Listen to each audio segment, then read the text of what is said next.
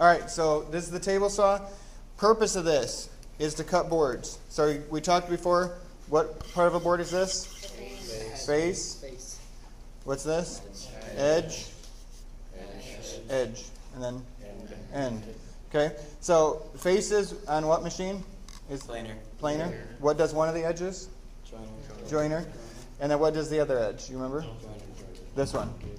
Okay, you only do one edge on the joiner. Reason for that, if you do both, it doesn't make them so they're even. So like this board might be 4 inches up here, but then 3.5 down here. So we do one of them over there, and we come over here and cut the other side. Like on this board, I would have jointed this edge right here, and this edge has this knot that came out. So I'm going to cut that edge off on the table saw. So purpose is to cut the edge, and it's also called ripping. So if you look at the grain, see how the grain goes this direction, up and down? Ripping is cutting with the grain. Okay, that might be kind of important for you to remember. Ripping is with the grain. So I'll write that on here too. And then this way is cross-cutting. So cutting this way across the grain is called cross-cutting. Remember, when you come up to do your demos, you've got to have something written down. If you don't have anything written down, don't get to demonstrate. So this saw does both. It rips and cross-cuts. More often than not, you're going to be ripping. Cross-cutting, we have a miter saw that does cross-cutting, so you're going to do your cross-cutting mostly on that. But occasionally you might need to on here. Parts of this, we've got the table. Make sure your boards are sitting flat on the table when you're using the table saw. We've got the fence. Okay, the fence is going to be used for ripping. Okay, hint, hint. That might be important to remember. Fence is used for ripping. Another tool that's used to help with ripping is a push stick. You're not going to need a push stick every single time, but if your hands are going to be within the margin of safety, which is 4 inches, if your hands will be within that, you need to use a push stick. So, board right here, for instance, if I was going to cut it right, okay, I wanted to cut this knot off. My hands will be within 4 inches right here. There's not really a way to keep them out of that 4 inches. So I need to use the push stick. One hand's going to be here holding this tight, the other hand's going to be here, and then once it gets up to the blade, this hand lets go, and this hand pushes it the rest of the way through with the push stick. And I was cutting a board like this, like we got some plywood sheets. If I needed to cut this, I can easily keep my hands 4 inches away, so I don't need the push stick for that. The push stick's actually a pain in the butt if you're doing something bigger like this.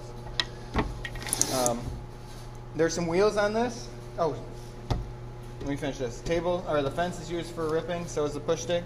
If you're cross-cutting,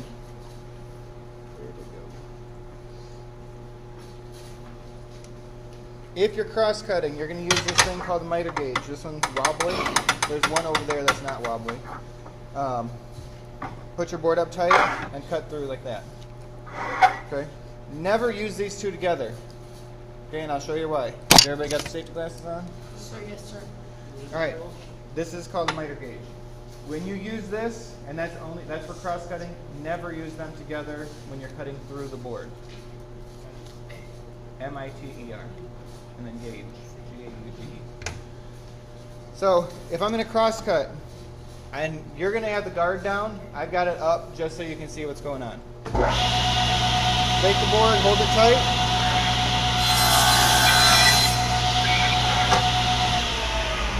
And then that little piece just kind of slid back. Hold that tight. And usually you're going to pull the board back first and then bring it back. This little piece right here, if the fence had been up against there and I was cutting that off, that little piece has nowhere to go except straight back.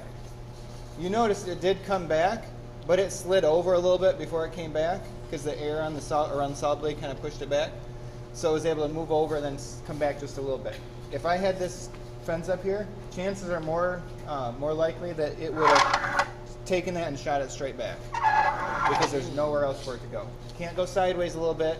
It's going to go straight back because that's the way the blade's spinning. And with that, number one injury on here is kickback. So kickback is when you're pushing your board through and it tightens on the blade.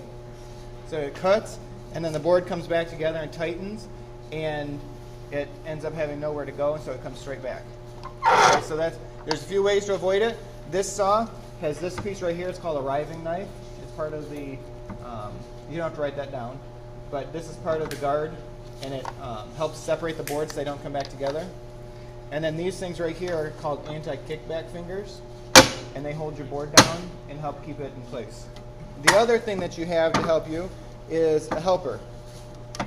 So when I'm cutting, I'm going to be pushing it tight to the fence right here and pushing it through. And then I've got a helper that's going to be standing on the other side.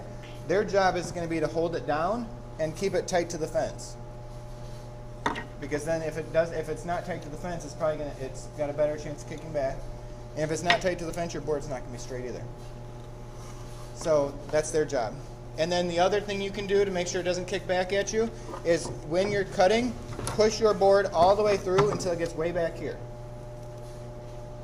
Because if you don't push it till it's all the way through, if the person helping you lets go of it, it's going to shoot back at you. It's not going to do anything to them. It's going to shoot back at you. And I'll show you that in just a minute, how that looks. There's a couple wheels on here. This one on the front is to raise it up and down. When you come up, put your board next to it. You want it to be about 1/8 of an inch above your board. Anything higher than that, it's not going to cut very well. It's going to leave it a little bit messier cut, and it leaves a lot of the blade exposed for you to cut yourself on. So have it only sticking up about 1/8 of an inch. And then this wheel on the side is to angle the blade. So we can go up to a 45-degree angle so the blade tips. Usually we don't do it to this one because it's really hard to turn. That one's a lot easier to turn, so we usually angle that table saw right there. So how high up do you want this above your board? About 1/8 of an inch. There's probably a question on that. What's the fence used for? Cross-cutting or ripping? Ripping. Miter gauge is used for? Cross-cutting. Talked about this before. Don't leave a bunch of junk sitting over here. If you need to leave like your pile of wood, if you're cutting multiple pieces, set that over here, cut it, set it back over here, cut it, set it over here. But then make sure you pick your stuff up. Don't leave a pile of junk sitting on the table saw. Don't reach near the blade. When you're cutting, there might be a little scrap piece that comes off. Don't try to grab it. Wait till the machine's off, grab it out after the machine's done running. Don't freehand cut. I've seen people do this, and it's probably the scariest thing ever.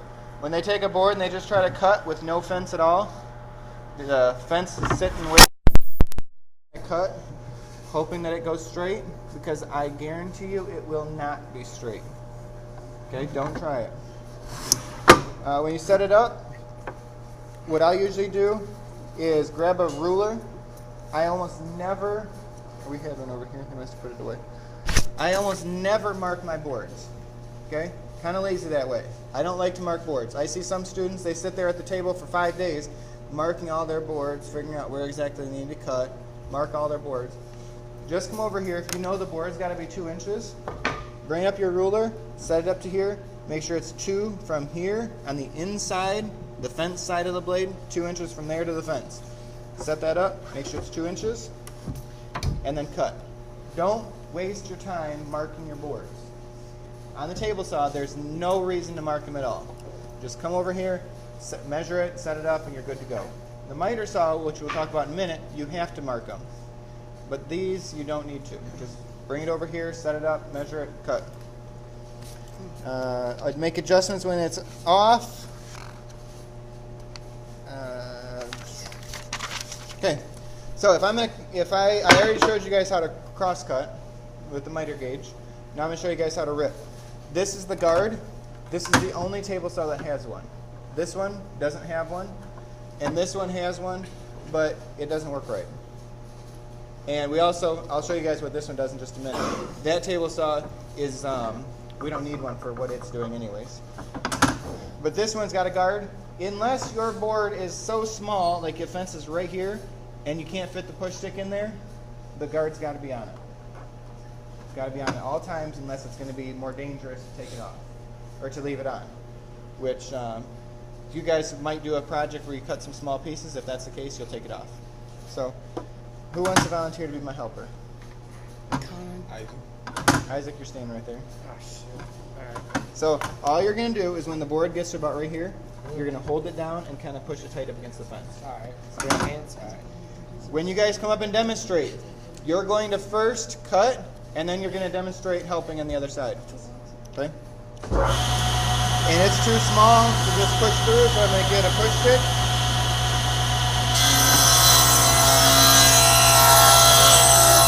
And I'm letting go now, because I don't feel like having that board kick back at me. And I push it through all the way. And I'm not going to grab that. If it sticks out really far, you can grab it. But I've had pieces where they're really small, like this little guy sitting right here. I'm not going to try to reach in and grab that till it's off. Okay, this one was all right. So has everybody got that? Yep. Table saw, pretty good to use. Just make sure you keep your fingers away from the blade. Okay, that's the #1 thing on it.